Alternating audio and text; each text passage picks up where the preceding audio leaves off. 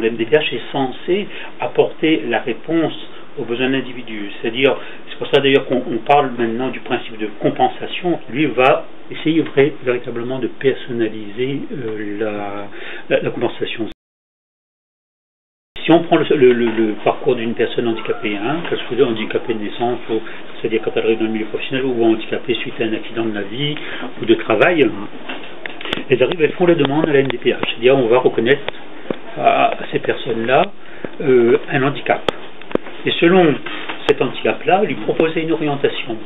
C'est-à-dire, évidemment, ça peut être l'entrée directe dans le milieu du travail, parce qu'on appelle nous milieu ordinaire, parce que cette personne, malgré son handicap, elle a encore des capacités. Elle a perdu, disons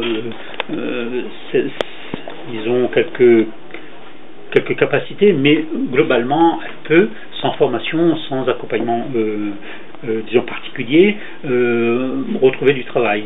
Là, le problème, ça va être, disons, de convaincre le patron d'embaucher cette personne-là. Et après, il y a les autres personnes pour lesquelles il y aura tout un travail, c'est-à-dire d'une part, de cerner véritablement les aspirations de la personne, c'est-à-dire que la personne, elle veut faire un travail, et ce sera à ce qu'on appelle, nous, l'équipe technique, c'est-à-dire là où on fait intervenir, évidemment, le Cap Emploi. Cap Emploi, c'est vraiment l'organisme qui suit la personne handicapée. La GFIP, elle est plus dans le financement, l'accompagnement aussi, mais bon, l'adaptation du poste. Et la NPE et l'AFPAR, c'est-à-dire, c'est ce qu'on appelle le service public de l'emploi. On va le mobiliser pour faire en sorte que la personne handicapée puisse s'insérer professionnellement. C'est-à-dire que dès qu'une personne handicapée fait une demande à l'MDPH, automatiquement, il y a tous ces acteurs-là. Deux éléments. Il y a une offre de service spécifique pour les demandeurs d'emploi travailleurs handicapés. On a passé une convention, et ce quasiment depuis 5-6 ans, avec Cap Emploi, via la GFIP. Et c'est ce qu'on appelle une convention de compétence. C'est-à-dire qu'on finance Cap Emploi pour qu'ils suivent les demandeurs d'emploi travailleurs handicapés. L'idée, c'est qu'on puisse leur offrir un premier niveau de service à l'agence. Après, bien souvent, il y a un niveau de service qu'on peut difficilement mettre en œuvre à l'agence. Par exemple, les sourds muets, par exemple, les handicapés moteurs. Et là, c'est Cap Emploi qui fait le suivi. Si on pose un entretien, si on fait un entretien avec un DETH, qui est un demandeur d'emploi travailleur handicapé, et qu'on a demandé à Cap Emploi de faire l'accompagnement. Ça n'empêche pas que la personne, si elle souhaite par exemple faire une formation, qu'on puisse, s'il n'y a pas de souci particulier, l'orienter par exemple vers l'AFPAR, ou l'orienter vers un autre organisme de formation qui fait telle ou telle formation sur la place. Je veux dire, l'accompagnement de Cap Emploi, c'est un plus. On va acheter une formation, on va faire deux choses. On va acheter une formation pour que la personne puisse se former, et on va assurer aussi la rémunération de la personne. Pôle emploi aujourd'hui est capable, de par la fusion ANPE-ACETIC, à la fois d'acheter des formations et à la fois d'indemniser, de rémunérer les personnes. Oui, c'est vraiment un réseau. C'est-à-dire qu'il n'y a pas d'action isolée de l'MDPH, c'est-à-dire à partir du moment où il y a une demande d'insertion professionnelle, on va faire intervenir tous les acteurs concernés par l'insertion professionnelle. Cap Emploi, avec la GFIP, avec l'AFPAR, avec la NPE, et le référent insertion professionnelle qui est celui qui coordonne tout ça au niveau de la MDPH. À partir du moment où une personne est identifiée comme demandeur d'emploi travailleur handicapé, on va activer Cap Emploi. Mais en sachant que c'est Pôle emploi qui paye Cap Emploi. Vous êtes là pour l'accompagnement financier alors? C'est l'accompagnement financier. Après, on peut aussi, et c'est ce qu'on fait de plus en plus, je disais qu'il y avait deux axes. Il y a un axe par rapport aux demandeurs d'emploi travailleurs handicapés, et il y a aussi un gros effort qui est fait au niveau de Pôle emploi pour embaucher des DE travailleurs handicapés comme conseillers de Pôle emploi.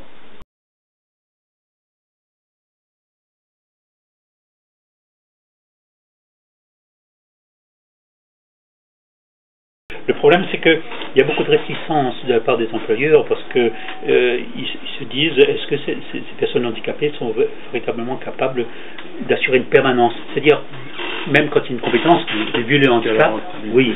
Est-ce que dans la durée, c'est-à-dire c'est une personne qui était formée, qui travaille bien, est-ce qu'elle restera sur place longtemps? Et ce qui fait que beaucoup d'employeurs préfèrent payer cette subvention, cette amende, on va dire, de toute façon, plutôt que d'employer des personnes handicapées. Alors que ceux qui ont employé des personnes handicapées s'aperçoivent que ces gens-là ont tellement de choses à prouver qui sont bien souvent meilleurs que les valides. Si on était sur cette logique-là, je serais obligé, moi, d'activer ce qu'on appelle la HAD. Au sein de Pôle emploi, il y a un représentant de la HAD. La lutte contre la discrimination, on est un représentant, on a quelqu'un, un chargé de mission. Justement, ces journées de sensibilisation que la ville de Saint-Pierre mettra en place, c'est pour attirer l'attention du public, pour leur dire à bas la discrimination. C'est fini ça. C'était à l'époque, maintenant c'est fini. Ce sont des individus qui ont une vie, qui, à un moment de leur vie, il y a eu un malheur, j'appelle ça un malheur, ils ont été frappés d'une maladie, ou ils ont été frappés d'un accident, ou sinon de naissance, et qui ont fait que, ils sont différents de la personne valide. Mais moi je dis, à partir du moment qu'il y a la vie, la personne existe, c'est une personne. Elle vit, on doit l'encourager, on doit s'occuper d'elle, on doit lui donner tous les éléments nécessaires pour qu'elle puisse se prendre en charge et s'accepter telle qu'elle est. Parce que je n'ai jamais voulu être considérée à part. Et j'ai dit, je vais prouver que je suis capable, comme tout un chacun, de faire ce que le valide peut faire. Et d'ailleurs, pendant toute ma carrière, c'était ça.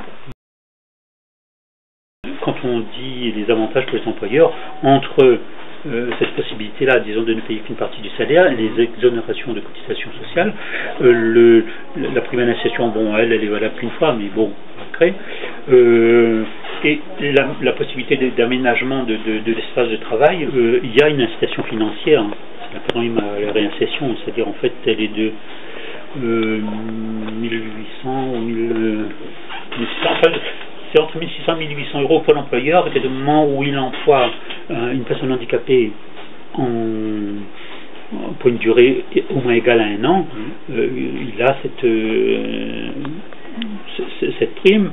Il y a les exonérations de charges, il y a aussi la possibilité d'adapter l'environnement. Supposons que dans un local où on garde tout ça, une personne handicapée travaille, qu'il n'y a pas assez de lumière ou que l'accès ne soit pas, en fait, tout l'aménagement, qui va profiter d'ailleurs à l'ensemble des salariés, va être pris en charge par la GFIP. Moi je trouve que c'est regrettable. Au lieu de verser de l'argent inutilement à la trésorerie, il ferait bien quelque chose d'extraordinaire d'embaucher quelqu'un qui souffre d'une différence. Ça permettra à cette personne de s'épanouir, de savoir qu'elle-même, elle peut rendre service à la société, de savoir elle-même qu'elle peut faire quelque chose de ses 10 doigts et de sa tête, alors pourquoi pas? On a aidé d'une part au niveau du taux d'embauche, puisque Pôle emploi, Réunion, Pôle emploi national, si vous prenez un effectif comme Saint-Pierre par exemple, j'ai 32 agents, et on vient de recruter, on a recruté il y a 1 an de ça, on fait des recrutements spécifiques DETH, et avec un aménagement de poste, un parcours spécifique pour l'intégration au poste, et on va atteindre très rapidement, c'est 6 poissons je pense l'obligation, on va atteindre très rapidement nos 6 poissons. Mais dans chaque site de Pôle emploi, sur les 17 sites de Pôle emploi, vous avez travailleurs handicapés. Donc déjà, tous les sites Pôle emploi sont accessibles par définition, puisque il y a une commission qui passe, et les sites sont accessibles aux travailleurs handicapés. L'ARVIS est venu poser un diagnostic par rapport à son handicap, par rapport au poste de travail. Donc, suite à ces 2 jours d'observation, elle a fait des préconisations. Donc, on va acheter un fauteuil spécifique.